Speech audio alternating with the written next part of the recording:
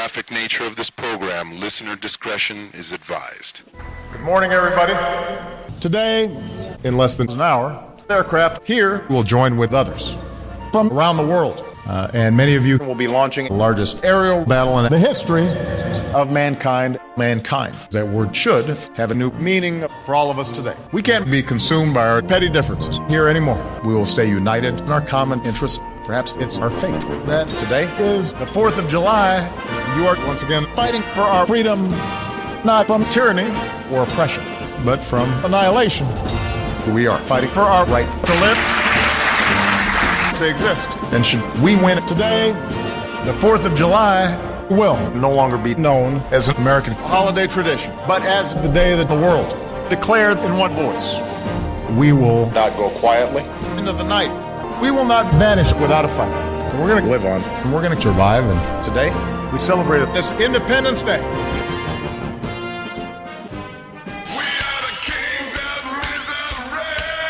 You're listening to Two Strangers, One Podcast. Please visit twostrangersonePodcast.net. Subscribe to us on iTunes or on the Stitcher app for Android devices. And now, here's Chris Colon and Paul Perscrillo.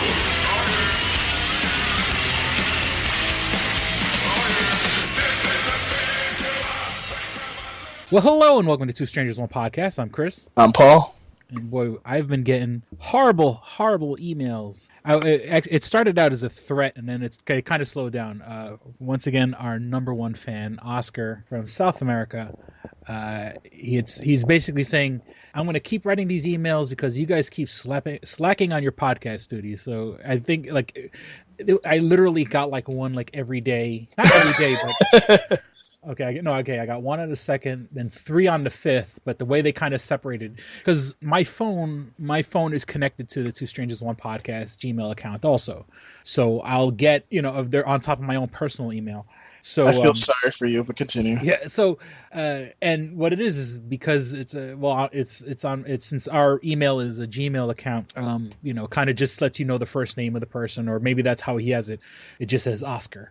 So let me see. What's the okay? So first he kind of he kind of insulted Darrell on one. Oh, really? Yeah. Well, he goes. What did Darrell actually get a degree from an online university? Because I believe Darrell's for those who don't listen, Darrell, one of your the other co-hosts on your other podcast, the Tsunami Faithful podcast, the one that he supposedly doesnand listen to. But continue. Yeah. Well, no. Well, I think I remember Darrell posted his degree or something like that. Yeah. So, and it's Phoenix University. I mean, it is an online joke. He goes, "This is a joke," and he goes, I think I need to get some racism insurance before I go any further. So the first dig was actually at Darrell. So he kind of what's the word I'm looking for? I lowered my guard because I'm like, okay, he's insulting Darrell. He's not insulting us. So let me see. So then he's speaking about our last episode. Was it our last episode or the episode I think we did before that, where I was talking about the girl that I was seeing for a while, and my phrase had been, if I say the sky is purple, you're supposed to say, and what a lovely shade of purple it is. Yeah. And he goes, will you shave that horrid pussy repellent beard or whatever you call it? Wow.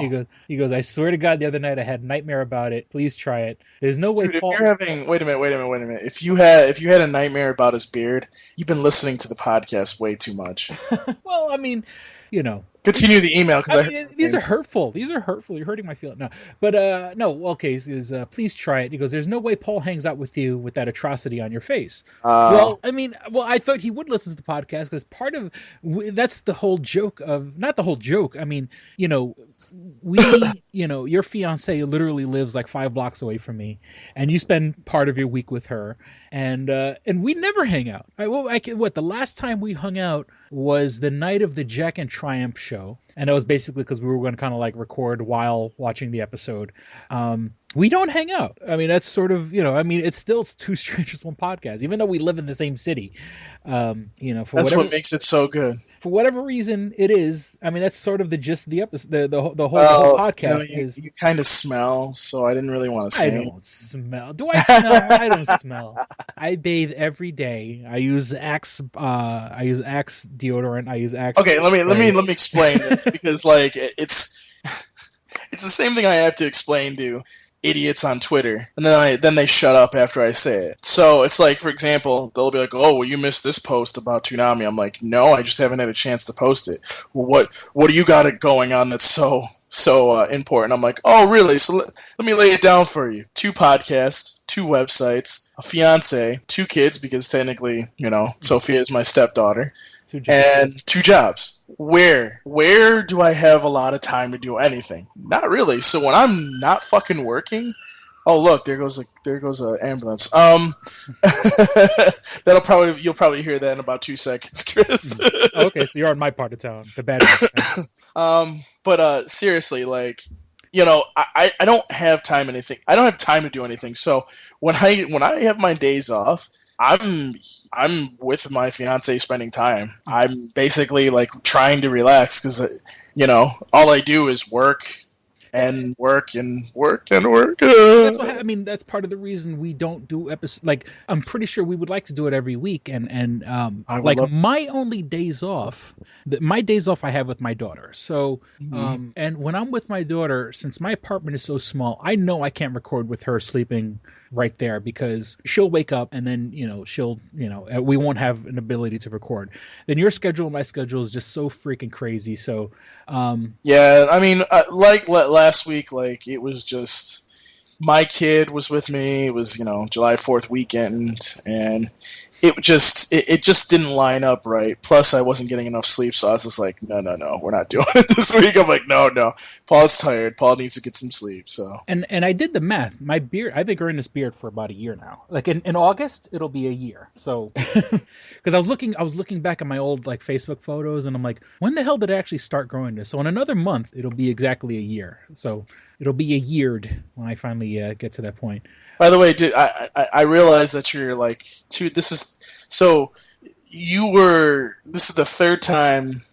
Let's say the Jack and Triumph show was the 3rd time you were on TV. Mm-hmm. I was thinking about that. I was like, you fucking pretentious bastard. Well, I have a face that, I'm not attractive. I'm no way, shape, or form am I saying I'm attractive, but I don't know. I have features that just draws the camera. I'm a character. People look at me and I'm like, that guy's a fucking character. So. And by the way, fuck you for roasting me, because we haven't talked about that. Oh yeah, because that was in my notes. That was in my notes. We'll get to that. We'll get to that. I'm gonna get. I killed you really badly too on that. So. But anyways, so Oscar, you're a pretentious bastard. So Oscar, that's the whole thing, is that we literally don't hang out. Paul is literally 5 blocks away from me. I guess what's 5 blocks? A quarter of a mile. I don't know what kind of distance they use in South America, but we are, you're walking distance from me. If you were driving, I'd be in your house in 2 minutes. But we don't hang out, and it's not that we don't like each other. It's just we're busy people, and so. Chris, I have to pause you there. Why do you think I'd be stupid enough to walk in this part of town? Well, I'm just saying hypothetically. Hypothetically, like no white person is stupid enough to walk in this part of town. But anyways, hypothetically, so. By the way, that's not being me, since I'm considered a racist by you and Darrell, I guess. Like that's not me being racist. That's me being real. Okay, I ain't stupid. So continue. So then the next email, just, you guys suck! 3 exclamation points. That's it. You guys suck. Sent from my iPhone. That's what it says on the bottom. Oh my god. Okay. Email. July 4th. Here we go. And he goes, and this was on. The topic is July 4th, but it was sent on July 5th. And he goes, he's watching all the terrorism talk and preparation and awareness by the police across the United States for the 4th of July festivities, which is true, because there was kind of a rumor that, they were saying ISIS might do something, or there were chatter that ISIS was going to do something. And he goes, a thought came across my mind. You guys are totally safe. Rochester sounds like a real shithole. Hours away from anything that matters. So guys, be grateful. You know what? I'm sorry, Paul. He has a point. We are like Rochester, is about 350 miles away Dude. from New York City. I mean, come on, look at. Let me. Wait.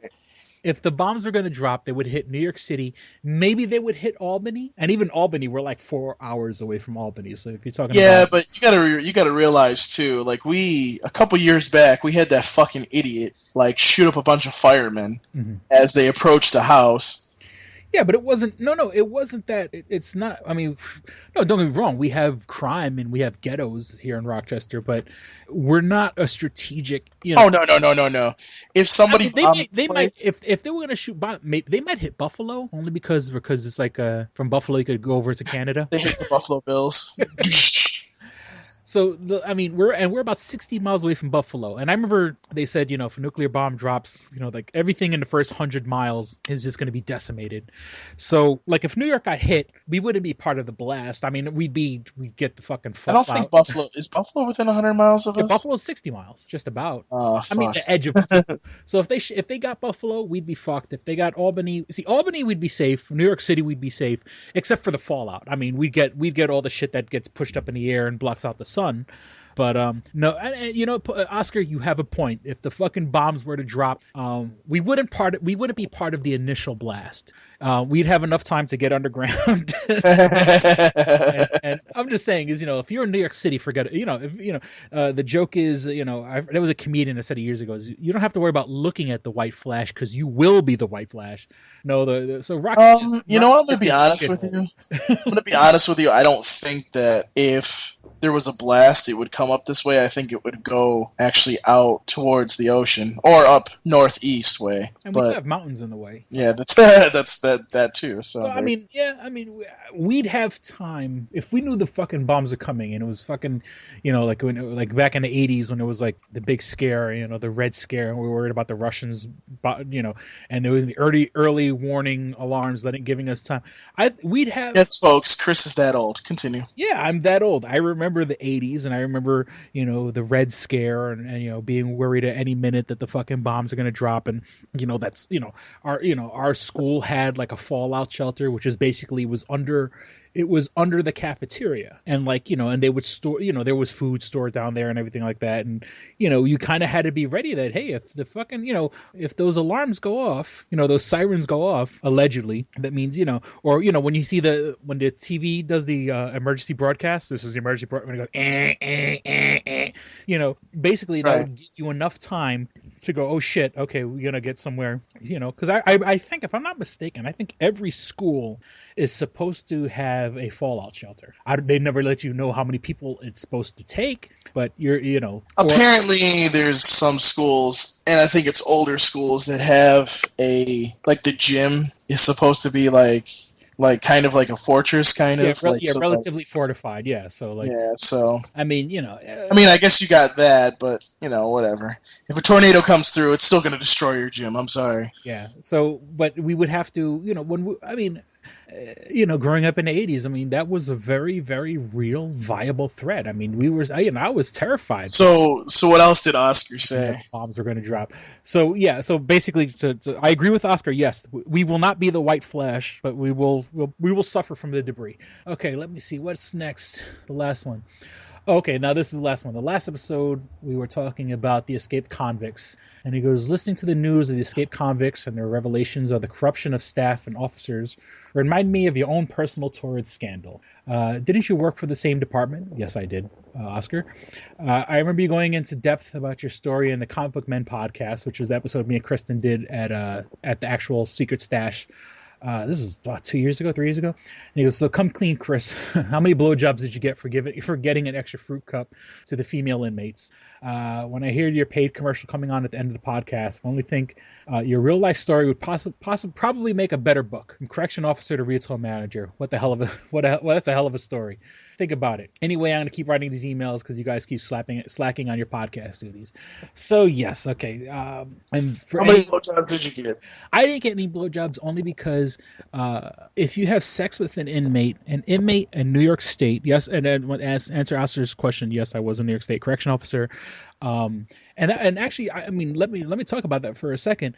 Clinton was always, Okay, so New York State, when you have inmates in New York State, let's be real here. 75% of the prison population comes from New York City. And I know that upsets people like Paul and people who live upstate and Western New York as we live now, because people outside of New York City do not like New York City. And it's just a sad state of affairs.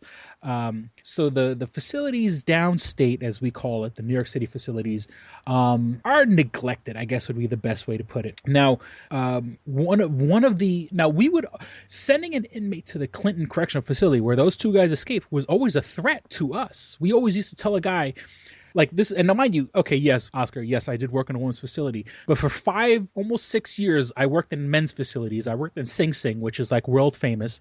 I worked in Sing Sing, and then I worked at Arthur Kill Correctional Facility. Unfortunately, Arthur Kill is no longer open anymore, but I worked at Sing Sing, and Sing Sing was a Class A max facility. You can't get any more, murderers and rapists and the worst of the worst. A block had 24 officers at that time, 24 officers and 585 men, and B block had 535. Had 21 officers and 535 inmates, or just about 535 inmates. So these are the worst of the worst. Now, the one good thing you could say about Sing Sing is that since 75% of the prison population came from the 5 boroughs, came from Brooklyn, Bronx, Manhattan, Queens, Staten Island, Long Island, their families could technically drive from the city to Sing Sing. It was about an hour drive every day. Their family can come visit you. If you were sent to Clinton, that meant your family would have to drive 8 hours from New York City all the way to northern. You can't, I don't know if we discussed this, but Clinton Correctional Facility, or we still call it Clinton. I guess they changed the official name to Dannemora, but Dannemora Correctional Facility, Clinton Correctional Facility, they have the exact same facility. That's 20 miles south of the Canadian border. So we used to threaten the guys and say, hey, not only am I going to kick your ass, but then I'm going to send you on a bus up to Clinton. Because you have to understand that upstate New York, parts of upstate New York have very, very bad economies. So when you have a prison in the middle of a bad town, like the people love the prison, because it brings jobs. It brings good paying jobs to areas that don't really do that well financially. So when you work in a place like Clinton, you have a correction officer whose brother is a sergeant, whose uncle's a lieutenant, whose father's a captain. You can't fuck around. Okay, now these guys, unfortunately, these two guys, they manipulated the system or whatever, but see, those guys were smart. They manipulated the system. They weren't fucking with officers. As in, like, if you threatened an officer in Clinton, forget about it. You're going to have fucking 10 officers up your ass because, if you threaten one guy, not only you threaten a fellow officer, you threaten a guy's brother, you're threatening a guy's cousin, so we used to threaten guys back in Sing Sing. We say, not only are we going to beat your ass, but then you're going to go on the bus up to Clinton. So that means you're 8 hours away from your family, and then you're dealing with, and let's be real here, Paul. 75% of the prison population, these are quote unquote minorities from New York City. And you got these white boys up north, these real true, New York, upstate New York can get very, very redneck.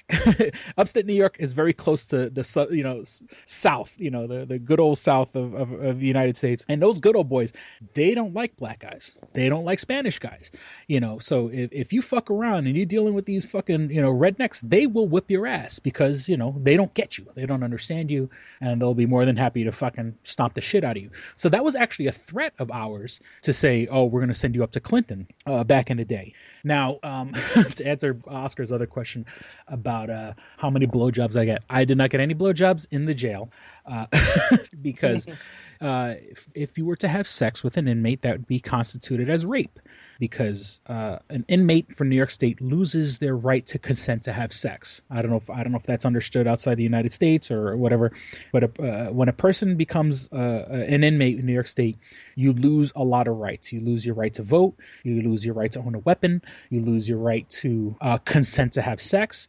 You lose your right to, like in the United States, we have minimum wage. You lose your right to minimum wage. That's why they pay inmates 12 cents an hour, when they have certain jobs.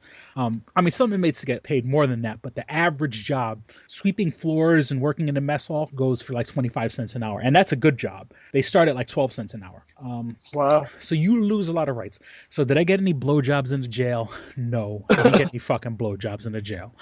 And I've said this before, and it's part of my history. My baby mama, yes, my baby mama was an inmate that was under my custody, and her and I didn't have any contact until she got out.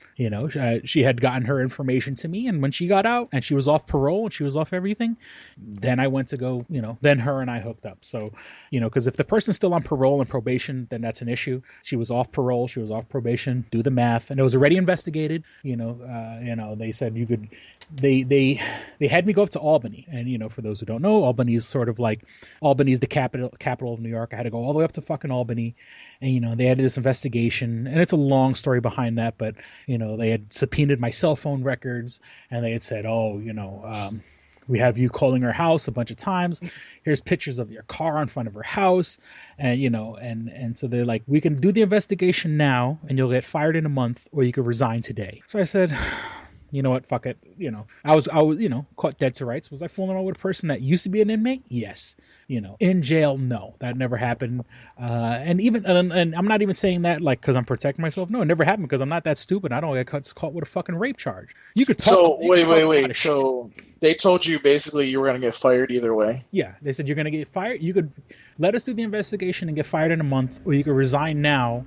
Well, you resign in good status, and then, you could say any reason to resign. Oh, I resigned because, the job stressed me out, which it was. The job was fucking stressing me out. I hated, at that particular time, I had taken the supervisor's exam, the sergeant's exam.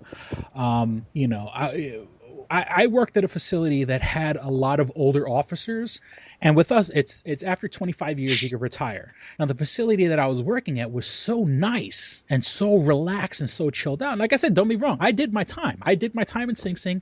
I did my time in Arthur Kill. You did? You were a criminal? Hey, look, you do when you're in jail. When you're a officer, you do time 8 hours at a time. You're in the same jail as the fucking inmates, except at the end of an 8-hour day, you get to go home. Now, mind you, I'm working a 16-hour day because at that time I'm supporting my fucking cunt of an ex-wife. So so at that particular time, I'm working a 16-hour shift for a woman that fucking cheated on me. So I could pay mortgage on a house, for what? You know what I'm saying? For a fucking woman that cheated on me. So, so unfortunately, when you work in a facility like that, people can see damaged men. These are women that are used to manipulating their way on the streets and, manipulating men in general and just being sort of like hustlers and stuff like that. It's easy to see a wounded man. It's easy to see someone who's been through a lot of shit. And mind you, I would see these inmates for 16 hours at a time, go home and see my wife for 20 minutes, just because then I got to go to sleep because I got to get 3.5 hours of sleep to go work another double shift. So I could pay the mortgage on a house for a fucking cheating fucking ex-wife.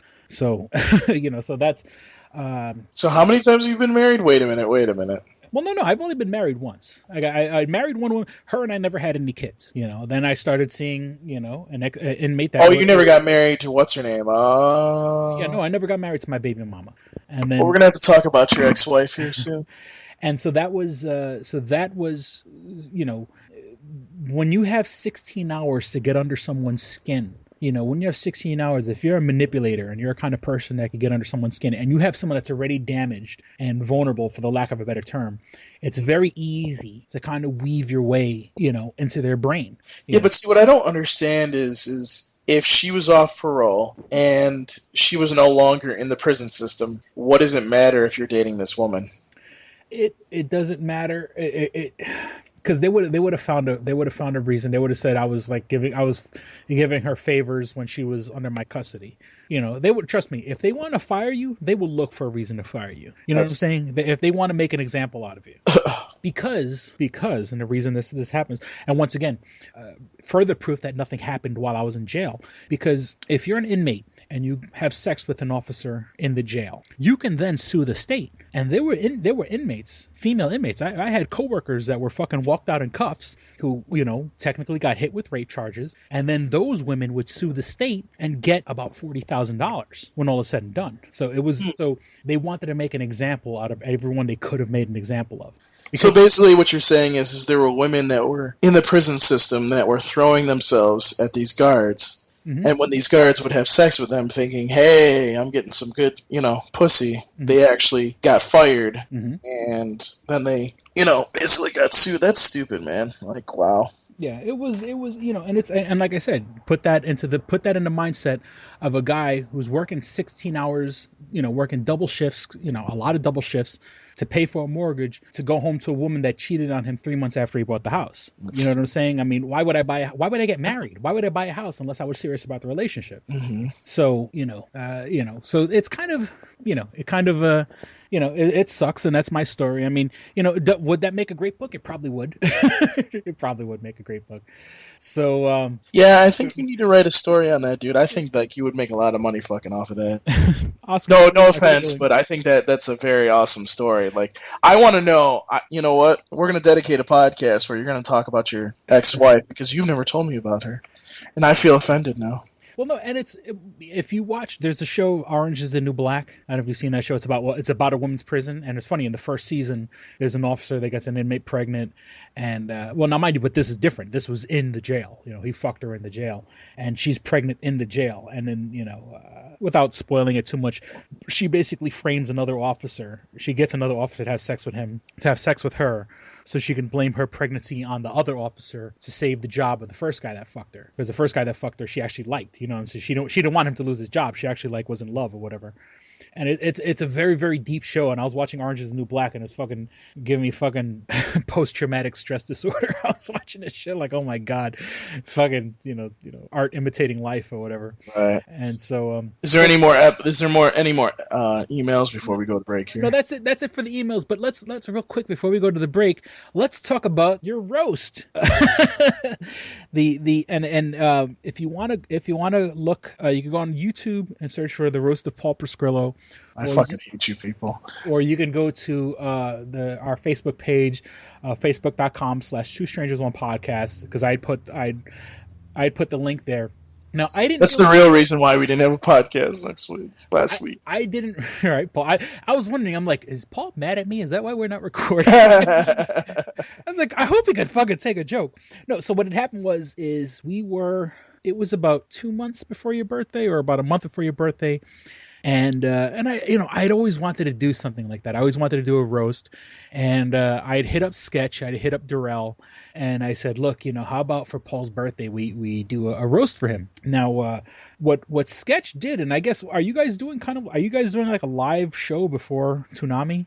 Are you guys doing your own version of Pre-Flight? Is that what's going on? No. There's Sketch. Okay, so to make a long story short, Sketch had this podcast called The Absolution Sessions, mm-hmm. and he decided to bring it. He kind of like randomly just started doing it again, mm-hmm. and I said to him, because he put it up on my channel, I'm like, okay, I don't know I don't know why you just randomly put this up here without me knowing, but okay. Mm-hmm. I was like, so why don't we just do this once a month, every month, just once a month, and just make it a live show, mm-hmm. and people can be a part of it, and it's just pretty much stuck. But fucking, so I'm not usually on the Absolution Sessions, and I'm like, he's sitting there, he's going, well, aren't you going to be on this time? And I'm like, what is it? Why is it so important that I fucking be on this goddamn podcast?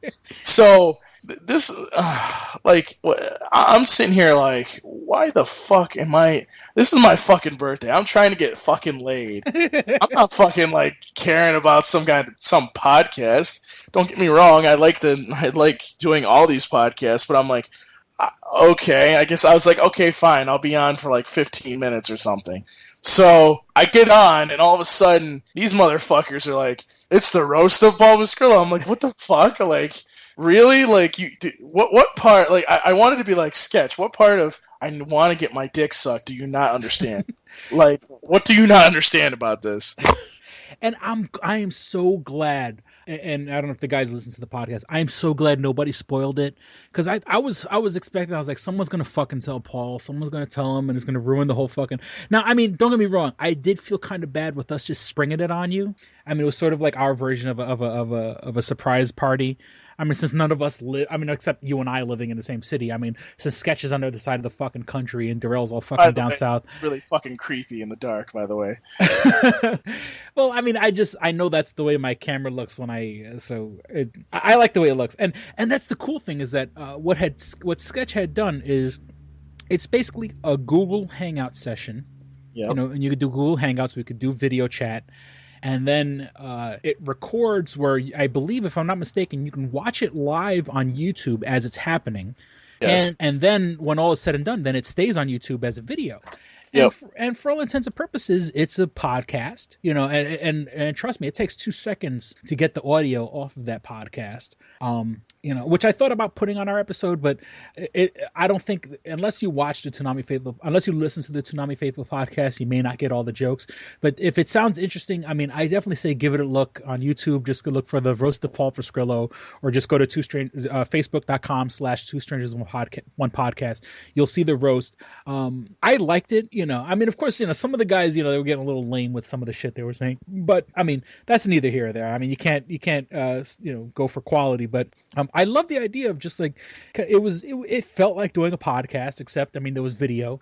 I mean, some of the guys, like, I think it's corny if you're going to just use your avatar. I kind of like the fact of being like live, and then like seeing the guy Caboose with his fucking like Japanese anime fucking, you know, the pillow you sleep with and the big giant Toonami sign in the background. I mean, that guy obviously is like a super fucking fan. But I loved it. I mean, I would do it more often if that was, you know, I had so much fun. And then plus, I mean, you know, and it was like, look, it's our way, you know, it was our way of giving you a surprise birthday party. You know, nowadays on the internet, we live our lives online. Well, and then I gotta fucking come up with like a rebuttal, and I'm like, these are all gonna be shitty, except I destroyed Chris really well. So I destroyed Chris and I destroyed Jen really well, which was awesome. So. And so, I mean, I felt bad because you didn't have a chance to really get anything written down. But, you know, I mean... Well, no. While you guys were doing it, I'm like, all right, I got to write this shit down real quick. We wrote the ones we love. You know what I'm saying? I mean, you know, I'm glad you took it all in stride. I'm glad you're like, you know, fuck you, Chris, you know, podcast's over. But it was, you know, I mean... I think it was fun. I don't know if they could ever capture that kind of like a thing like that ever again, because, you know, now that the genie's out of the bottle, you know, but I had a lot of fun doing it, and I'm pretty sure the guys had a lot of fun doing it. I did feel bad kind of like roasting Jimmy Nelson because, like, you know, I don't know him and I don't communicate that much. So I felt bad. Some of the things I said to him, I kind of said, why weren't you at the Boston Marathon where the bombs were? Which is kind of really fucked up. Well, I got you really good, too, because I was just like, how many times have you fucked your wife? Your ex-wife, or whatever? And I'm like, and by the way, I was like, there's so many whores downtown that you could go get one for as many times as you fucked your ex. Drell will tell you he does it every single weekend. And so, that was my favorite line. And so it was, you know, it was a lot of fun, and I definitely, I mean, anyone listening to this podcast should just give it a listen. I mean, and I think if you've never listened to the Toonami Faithful podcast, you might want to give that video a listen, because it kind of gives you a good idea of like the guys on the show, because there are a bunch of fucking characters. And well, we banter now. We banter a lot. So with that, I think we'll be back with more dick and fart jokes. I hope. This episode of Two Strangers One Podcast is brought to you by Comics Etc. 1115 East Main and North Goodman at the Hungerford Building, door number 8. Find out more information at comicsetc.biz or like them on Facebook at facebook.com/comicsetc1. Click and Hit, enhancing the experience for all recreational smokers. Click and Hit is a one-handed portable vaporizer. This smoking pipe has a compact 4-stage design, complete with a built-in, windproof, butane refillable torch lighter. The large burn chamber holds your stash of legal herb or pipe tobacco. Click the button to ignite and inhale as usual. When you are done, put it back in your pocket for later. Smoke anytime with the touch of a button. No more carrying around grinders and tins.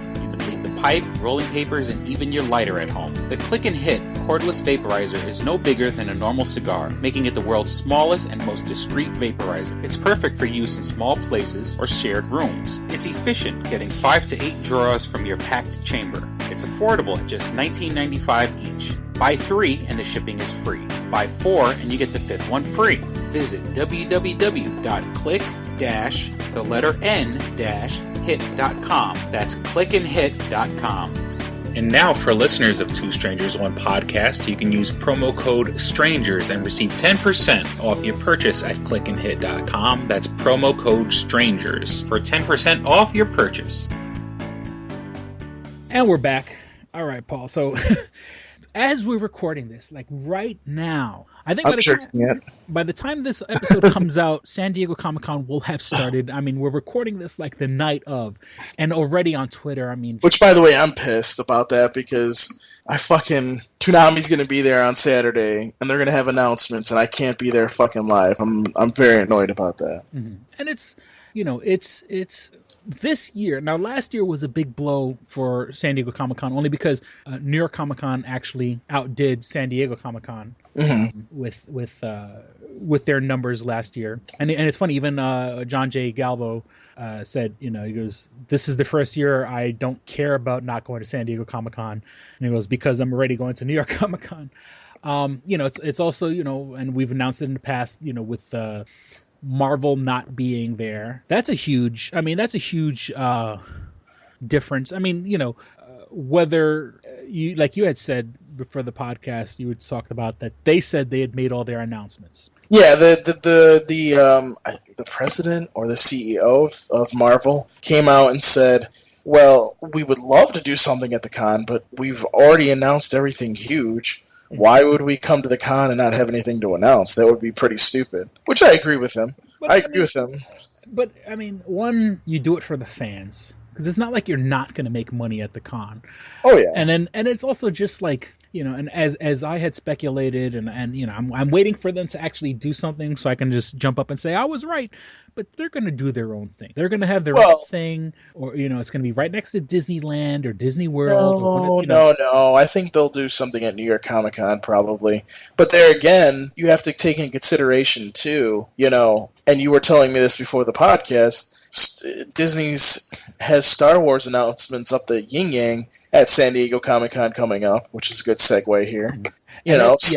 So I mean, honestly, is it bad that Marvel's not going to be there and announcing stuff? Sure, but it's not the end of the Disney world. is Marvel, so it makes sense that they're not doing anything because, well, they're going to be announcing a shitload of Star Wars stuff. Yeah, it's so okay. So as of earlier today, and I have to. Oh shit! I lost where I actually got it from, but the person on my feed, George Kirstick, the head writer of Megas XLR and several other things, he's going to be at San Diego Comic-Con hosting a panel about writing for video games. He writes for League of Legends. I'm trying to remember. He's written for Motor City, Turbo Fast, a bunch of titmouse shows. But he had posted this on his wall, so I'm going to give him the credit. A leaked photo. Now, the pictures, this is allegedly like in a theater style setting. Someone took a picture, and of course, this is going to be totally photoshopped, but it certainly doesn't look photoshopped. But it's basically Lucasfilm's announcement for the next 6 movies. I mean, of course, we knew that they were going to do Star Wars 7, 8, and 9, but there was also in between movies that everyone was kind of wondering, well, what the hell are they going to do? Well, except we found out about the first one that they announced, I believe, at Celebration, Star Wars Celebration earlier this year, where in between Episode 7 and Episode 8, they were going to do a Rogue One anthology. Rogue One, it's still kind of Rogue One being a bit of a vague term, like nobody knows exactly what Rogue One's about. If you've I think it was a video game at one point, Star Wars. Was it Rogue One or it was Star Wars Rogue Squadron? Yeah. So, so the leader, whoever the leader of Rogue Squadron is usually Rogue One, and it says Rogue One anthology. So it's not going to be one story, or it's probably going to be one story told with different characters or different points of views. I mean, it's not going to be one main movie. It's going to be smaller movies or when I say whenever anything's called an anthology, that means it's going to be broken up into other smaller parts, which probably weaves a bigger picture. You know what I'm saying? Maybe it'll be like whoever Rogue One was back in the day, whoever Rogue One was in between the trilogies, whoever Rogue One is between the old trilogy and the new trilogy. So and of course, with them lining up Rogue One, and I believe the main character, I think they've announced that officially, the main character of Rogue One is going to be like a female pilot, a female fighter pilot. I'm pretty sure that's what they said. And once again, don't quote me. I could be totally wrong. Okay, so they have episode 7, The Force Awakens. Then they have the anthology Rogue One. Then they have episode 8. Now here's the new news. Here's what's blowing up the interwebs right about now. After episode 8, there's going to be, and it's just called Star Wars Kenobi: The Balance of the Force. So that can mean anything. But the fact that they're doing an Obi-Wan Kenobi movie really excites me. And once again, this is kind of something we were discussing before the podcast, but obviously we hope Ewan McGregor does it. I mean, he was a perfect choice to play Obi-Wan Kenobi. He's a fantastic actor. The only thing that kind of has me worried is that he had said after the prequels, he goes, I never want to do another Star Wars movie again. I think he said that only because when he was making those movies, they were still under George Lucas, and the fans were kind of like heavy backlash against the movies. And I think he was getting a brunt, and he was the best part of all those movies. He was he was the only character in any of those movies that was like on point, perfect. I don't think anybody had anything to say about Obi-Wan Kenobi or his performance or his storyline. Except the fact that he's sort of a support. He was never the star. It was always about Darth Vader and Anakin Skywalker. So the fact that they're giving Obi-Wan Kenobi his own movie, fucking fantastic. I hope Ewan McGregor does it. Maybe he'll have a change of heart now that it's all different people and Disney. But that's no. We'll just put out one of those. The hell am I'm thinking? What's the word for it? Change.org or fucking something like that. Oh, like a petition? Yeah, some kind of petition. And look, he'd be stupid not to take the money. I mean, it's and he already has the lightsaber training. It's not like, I mean, of course he probably has to get back into shape, but I mean, they can, and once again, it's called Kenobi. It can be any kind of, it could be Obi-Wan Kenobi, as a young man. It could be Obi-Wan Kenobi as an old man, between the other trilogies, between when he was a kid, not a kid, when he was in his 20s in the other movies. So when he became an old man, it could be anything. I mean, obviously he dies in the trilogy, but it could be anywhere, any part of his life. They haven't really once again, this is just a title, but just the fact that it says Kenobi. It's fucking awesome. Okay, then there's Star Wars Episode 9, which is going to end the next, which will end this trilogy. And then they follow up with the last movie. Once again, another anthology. And this one, I think, is going to make people come the hardest in their pants. Star Wars Fett Solo, as in, I'm assuming, Boba Fett and Han Solo.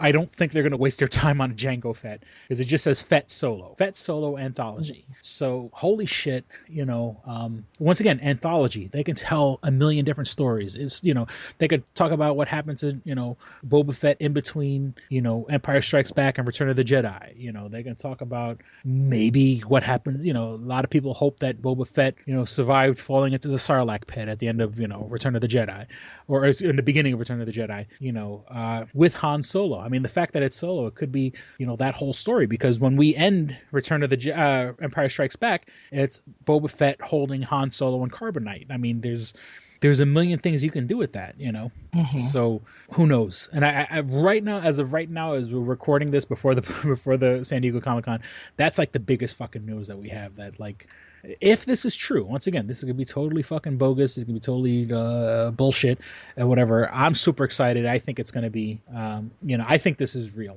I can't see something this close to Comic-Con being fake, because they have to. They have to give us something. They have to give us some sort of, I'm pretty sure we're going to have another trailer released tomorrow, or some sort of teaser trailer or something. Maybe another teaser for Rogue One. Who knows? But I'm super excited. Let me see. What else? Okay, they had released today, as of today, or yesterday, excuse me, leaked photos. They've been slowly leaking photos of the new Ghostbusters movie. Mm-hmm. I think first they released pictures. I mean, they had ones of two of the characters, Karen McKinnon and Melissa McCarthy. Then you've seen one of oh my God, why am I drawing a blank on the blonde? Kristen Wiig. Kristen Wiig's dressed kind of like very prudish, very, business type. Then they had Melissa McCarthy, and then there's one of Melissa McCarthy in the jumpsuits, and it's sort of like a darker brown jumpsuit with oddly enough like reflective tape, like almost like if it was like a security. I mean, I guess they always were dressed in sort of like construction clothes or something like that, but with like I guess the addition now is that it has like this weird like orange / reflective tape. They had released a picture of the power packs, not the power packs, the proton packs, which actually look a hell of a lot smaller than the proton packs that we're used to, the ones from the original 2 movies. I don't know if they did that on purpose. I don't know if it's because, I mean, I hate to be like, oh, well, they're women there, so they have to have smaller proton packs. Yeah, and it didn't look as genuine. It looks, I mean, I really want to like this movie, but it's like every time they release pictures, I'm like losing faith slowly. And then a bigger kick in the fucking heart was they released the pictures of the new Ecto-1. And it's a Cadillac hearse. And then I have a friend of mine on my Facebook page, on my Facebook timeline, who is a hearse collector. He hosts an event called HearseCon. And he's been hosting it for years, so he's not like just doing it now. He says that particular kind of Cadillac hearse, it's a piece of shit. I'm certainly hoping that this is sort of like they're releasing these pictures to be sort of like this is the starter hearse, like it's the starter Ecto-1. And then by the time we get to the end of the movie, they'll release like a real cool streamlined one, updated, maybe, get like a Hummer, like a H2 or something like that, all decked out. I wanted to do something cool. I mean, the original Ecto-1 was a fucking classic, and the Cadillac, even though it's a Cadillac hearse, and you think I'd like it, but it looks like shit. When I first saw the pictures, I honestly thought it was, when they have like fans make an Ecto-1, like they have like there's groups around the country of like Ghostbuster clubs, people that love the movies and they dress up like the characters and they go to Comic Cons themselves and they'll run charities and stuff like that. And of course, they just run the charities because they give them an excuse to fucking wear the suits in public, and and that's all fine and good. When I saw the pictures, I'm like, oh, this looks like just what one of the fans did, and they're like, no, this is an official Paul Feig, the guy who directed Bridesmaids and stuff like that. It was on his Twitter. And I'm like, really? That's the official Ecto-1? It looks like shit. I mean, I guess it's supposed to look like shit because it's like, like, I don't know if these are supposed to be like I don't know if this is supposed to be its own movie or these are like, they exist in the same universe as the original Ghostbusters, and that's their first attempt at trying to put together an Ecto-1. So the first one's going to look like shit, but I'm not happy. And of course, I'm probably going to run and see it when it comes to his theaters anyway, but I don't know. It just looks okay. Once again, as we're recording this, there is a rumor that the new Spider-Man movie, which will be released under Marvel with Sony supervision, they're saying Marissa Tomei is going to play Aunt May. Yeah, I saw that. And I'm like, okay. And don't get me wrong, I love Marissa Tomei. I think she is absolutely gorgeous. I loved her in My Cousin Vinny. If you want to see her boobies, you can see the movie The Wrestler with Mickey Rourke. You get to see her topless in that movie. And she is gorgeous. And have we gotten to the point where she's Aunt May? Like, I know the new Spider-Man is young, but holy shit. That's apparently. I guess, look, who else is giving her work?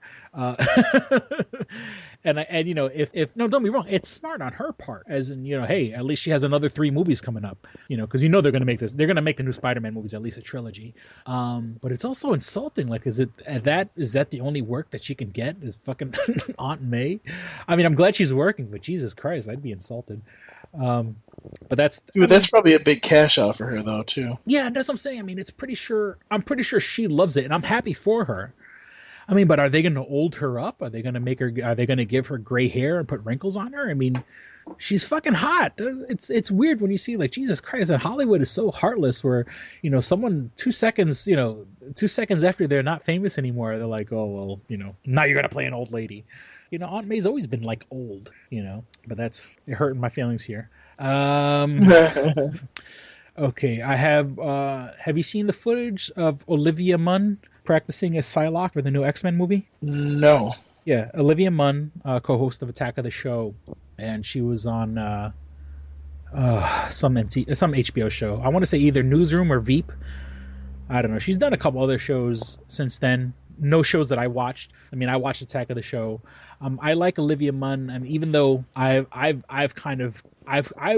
publicly called her, a fake geek girl. Only because like after Attack of the Show, she kind of like fell off the face of the earth when it came to like doing all nerd shit. Now all of a sudden she's doing Psylocke and the new X-Men. And in the video, it was released. It was like a little Vine video. It was like literally like 6 seconds long. And it's her in a gym with her boyfriend. And I guess apparently her boyfriend is some NFL player, which I don't watch football, so I don't know and I don't care. But she's doing like really wicked fucking cool moves with a stick, like martial arts type of moves. So, I mean, it looks good. She looks good. I'm probably going to swallow my words and fucking, fall back in love with her. I don't want to because she broke my heart once before. But so Olivia Munn, I mean, and like just the fact that, she's releasing something like that is showing that she's preparing for the role. It's not just going to be her being pretty. Hopefully they'll have her, doing like a lot of kicking ass, a lot of jumping around, a lot of fucking flipping and doing everything that martial artists do in movies. And, it gives me a little more faith for the upcoming X-Men Apocalypse movie, which is supposed to take place in the 80s. Like, how like Days of Future Past is supposed to be like the 60s, or late 60s, early 70s. X-Men Apocalypse is supposed to be the 80s. So that looks pretty cool. You could talk about one more thing because we're coming to our time. Yes, we are. Jurassic World. And it's funny because we record this as we record this. Like, I actually have Paul described the whole movie to me, which I asked him to. I told him to spoil it for me because you basically told me the whole movie, and I'm like, all right, well, I might as well just tell you the rest. Oh no, well, actually, no, I got okay. It's that. Well, I just thought it was kind of funny that in the store that I work, and I had mentioned this in past, I do work in a retail store. And part of the things that we sell is, we sell shaving cream. And there's actually a Barbasol, Jurassic Park. And of course, you see like Jurassic Park on I think they're on the box of Mike and Ike's, the candy Mike and Ike's, which makes sense only because, okay, Mike and Ike's is a candy that you buy when you go to the theater. Totally makes sense. There's Jurassic World. Did I say Jurassic Park? I meant to say Jurassic World. Jurassic World on the box. Totally makes sense. And then I'm like, and then there's one on the Barbasol, Barbasol being, shaving cream. Right. I'm like, why the fuck is this on the Barbasol? And then it took me a minute to click. In the original Jurassic Park, Wayne Knight's character, he sneaks out the DNA samples in a can of shaving cream. Remember, he has a hollowed out shaving cream bottle that he's stealing. He hides them in, and I'm like, oh, that's so fucking cheesy. I can't believe that they actually like Barbasol actually fucking is doing an endorsement deal with Jurassic Park or Jurassic World just for. Because they use that as a way for him to hide the DNA samples that he was going to bring to sell. He was going to go sell off to somebody else. So I thought that was kind of, it's stupid, but it's brilliant at the same time.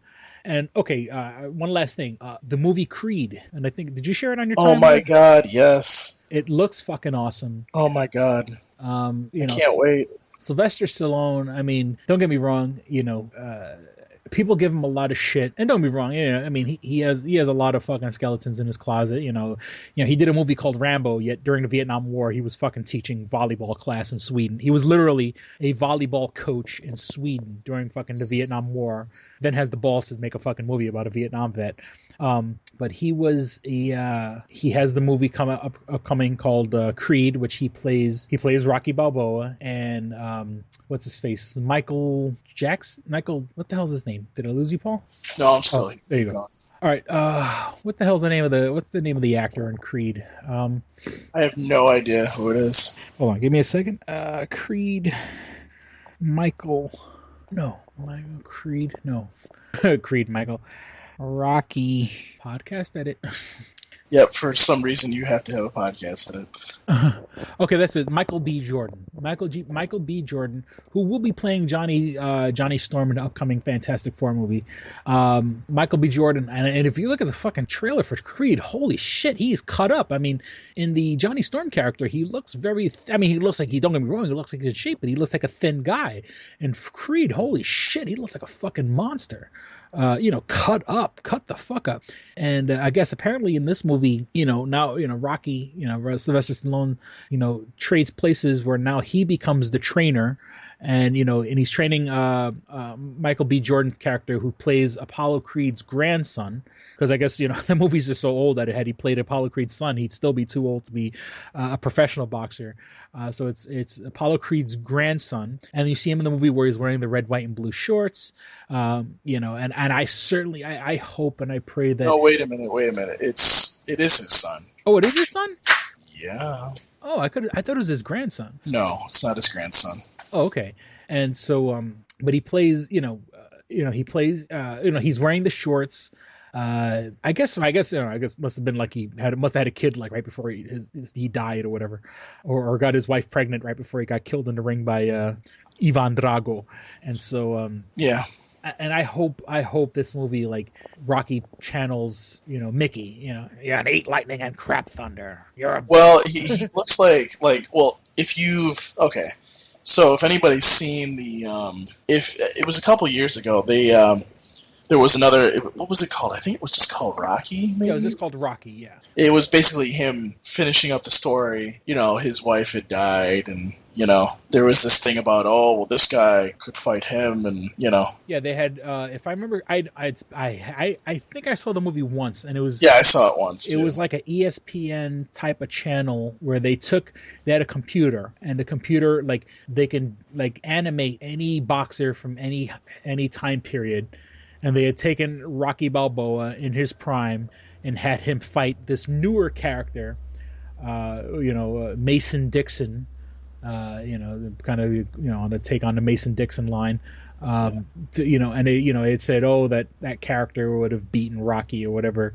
And then, we're supposed to believe that this guy, like in his fucking late 50s, is training to come in and beat, and I hate to sound racist, but, a young black guy in his early 20s, an old white guy in his 50s, an old Italian guy.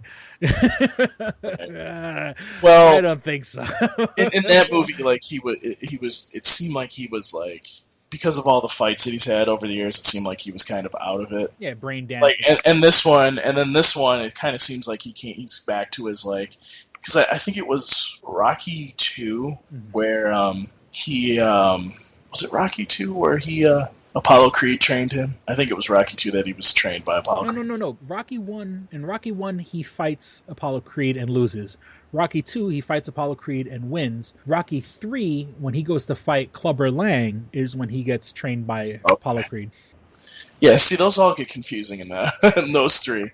But, yeah, I mean, I think it's number 3, you see, the intelligence side of Rocky. It seems like he's kind of back to that in this. Mm-hmm. He's... And it's going to be interesting to see, because if everybody that's seen Rocky 5, he obviously trains that one guy, and he turns against him and basically has to beat his ass.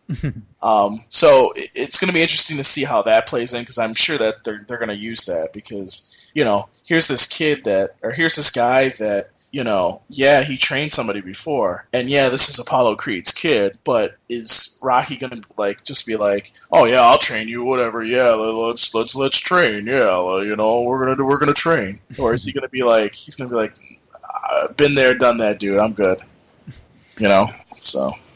Well, because obviously, if you did the math or whatever, this kid would have to be either just born or his, because if I remember, Rocky 4, because Apollo Creed dies in Rocky 4, spoiler alert. So that means that was 88. So if he was born in 88, why is that a spoiler alert? People should have seen this. Well, I'm just saying, if you're living in a fucking cave and you've never seen the Rocky movies, Apollo Creed dies in part 4, and so that means he would be just born. He'd have to be he'd be 30 something now, right? No, 28. Yeah.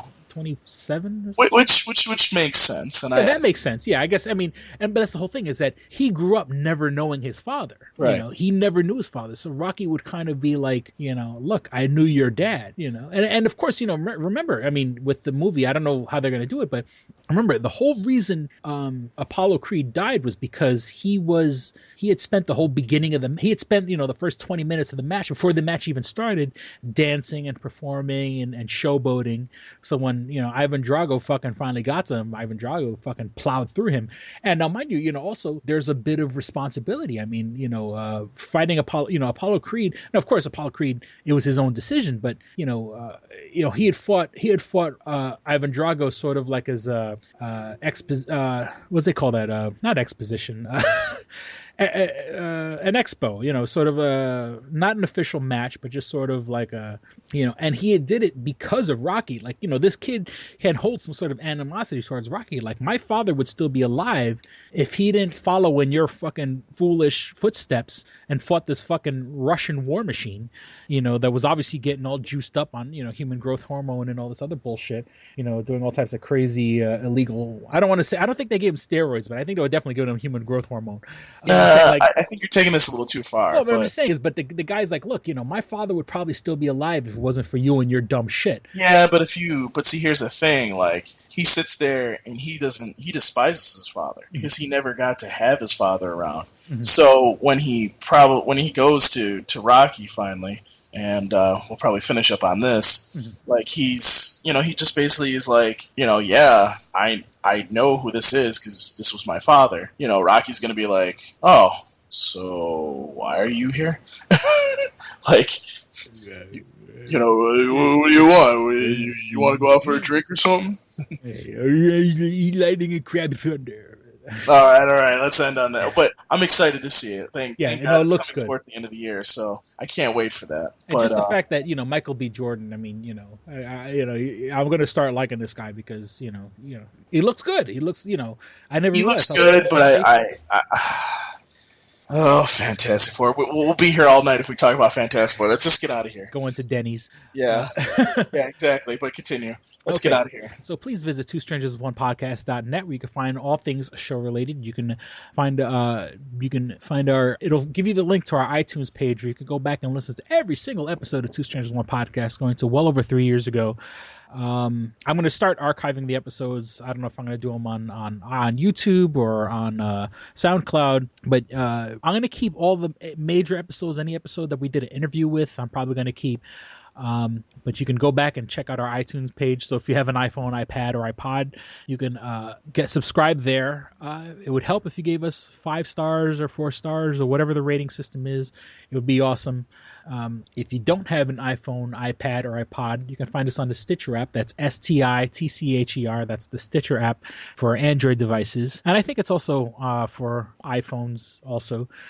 But what I love about Stitcher is that you can download the episodes while you're in a Wi-Fi spot. So if you're at home and you're at your Wi-Fi or you're at McDonald's, you're at the local library, you're at Starbucks, download all the episodes, all the recent episodes, because I think it keeps the most current 6 episodes of any show you listen to. You hit the listen later option, and then when you're out and about, so you don't have to kill your data, you don't have to kill your battery, you can listen to them while you're out and about, running errands, if you're driving your car, if you're exercising, if you're goofing off at work. I would love the idea of knowing that people are listening to this podcast while they're goofing off at work. You can do all that on the Stitcher app. And of course, any podcast worth listening to, Chris Hardwick's Nerdist, Kevin Smith's Modcast, This American Life, WTF with Mark Maron, Adam Carolla, and of course the Toonami Faithful podcast, Paul's Other Baby. They're all available on the Stitcher app. If you want to reach out to us, like our favorite person in the world, Oscar, who hurt my feelings. You're hurting my feelings. I think Oscar is my karma. I think for all the times I've sent mean messages to people online, I think Oscar's karma biting me in the ass. If you want to write to us the way Oscar does, you can reach out to us at twostrangersonepodcast@gmail.com. Once again, that's all spelled out, twostrangersonepodcast@gmail.com. Reach out to us. Tell us what you like. Tell us what you don't like. If you want us discussing things, especially now with the Comic-Con, hitting us the next couple days. Gather your thoughts and hit us up and tell us what you think. Tell us if you want us to talk about anything specific. Once again, you can reach out to us at twostrangersonepodcast@gmail.com. We're on Twitter at Stranger Podcast. I am so neglecting that fucking Twitter. I'm gonna one day, I promise. I'm going to really hit up Twitter and do right by the podcast at Stranger Podcast. You sound like you're having like a child. Yeah, I'm going to do right by the podcast. Do right by my baby. Let me see. I can't think of any. Is there any other way? And of course, you can find us on Facebook. Like I mentioned earlier, if you want to find a video for the Roast of Paul Pascrella, you can go on Facebook, facebook.com/2strangers1podcast, all spelled out. Once again, we'd love for you to help the show, but if it takes 2 seconds to like this episode or like the page or share this episode on your page, everybody and their fucking mother has a Facebook page. Share us, goddammit. It takes 2 seconds and it gets the word out there. And I can't think of anything else. I acquiesce the floor to you, sir. I'm going to shoot you in the face. So good. Anyway, so you can find me on Twitter at Paul Pascrello. You can also find me on Instagram. It's instagram.com/Paul Pascrello. And you can ask me questions. It's ask.fm/Paul Pascrello. Please ask me some questions. I do like answering them. Just don't troll my page, because if you do, I will blast you into infamy. So that's about it. I will say that, what am I thinking here?